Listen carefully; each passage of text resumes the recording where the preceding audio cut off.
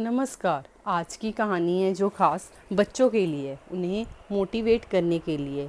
तो चलिए इस कहानी को सुनिए और अपने बच्चों को बताइए। राम और श्याम जो है दो भाई थे। दोनों एक ही कक्षा में पढ़ते थे। राम पढ़ने में बहुत होशियार था, पर उसका भाई है जो पढ़ने से दूर भागता था। राम के जो दोस्त थे वो पढ़ने में हमेशा अव्वल आते थे, और वहीं दूसरी तरफ जो श्याम के दोस्त थे वो हमेशा बिल्कुल भी दिलचस्पी नहीं लेते थे पढ़ने में। वो पढ़ाई से हमेशा दूर ही भागते थे। ये सब देखने के बाद राम अपने भाई को उसके दोस्तों से दूर रहने के लिए बोलता था, लेकिन श्याम है जो अपनी भाई की बात नहीं सुनता था और उसे कहता था कि आप अपने काम से मतलब रखो। एक दिन श्याम और अपने भाई के साथ स्कूल जा रहा था। उसका भाई राम कक्षा में चला गया। अचानक श्याम के दोस्त आए और उसे कहने लगे कि आज हमारे दोस्त हरी का जन्मदिन है, इसलिए आज स्कूल ना जाओ।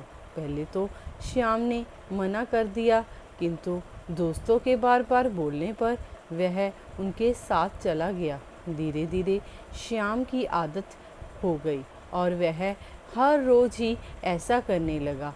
अपने दोस्तों के साथ बाहर घूमता था और स्कूल नहीं जाता था।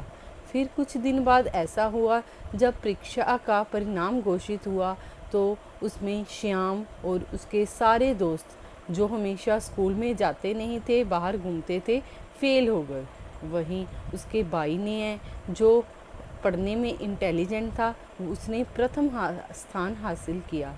श्याम अपने घर जब मार्कशीट लेकर गया तो उसके माता पिता ने जब उसके अंक देखे तो बहुत उदास हुए कि हमारा एक बेटा है जो पढ़ने में इतना अच्छा है तो दूसरा इतना नालायक।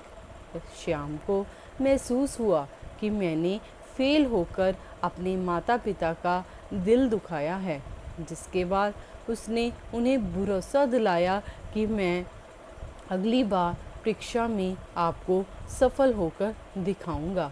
श्याम ने अपने उन दोस्तों को छोड़ दिया जिन्होंने उसकी सफलता में उसका मार्ग रोका था, और वो अपनी पढ़ाई में ध्यान देने लगा। वो अपनी पढ़ाई में ध्यान देने के साथ साथ इसका नतीजा तो ऐसा हुआ कि जो साल भर उसने मेहनत की उससे वह परीक्षा में सफल ही नहीं, बल्कि उसने पूरे स्कूल में सर्वोच्च स्थान प्राप्त किया। उसके माता पिता को यह देखकर इतनी खुशी हुई कि उन्होंने श्याम को गले से लगाया और शाबाशी दी। अब शिक्षा हमें इस कहानी से यही मिली कि जैसी संगति वैसा ही परिणाम। जी हाँ, जैसी संगति करेंगे उसका नतीजा वैसा ही होगा।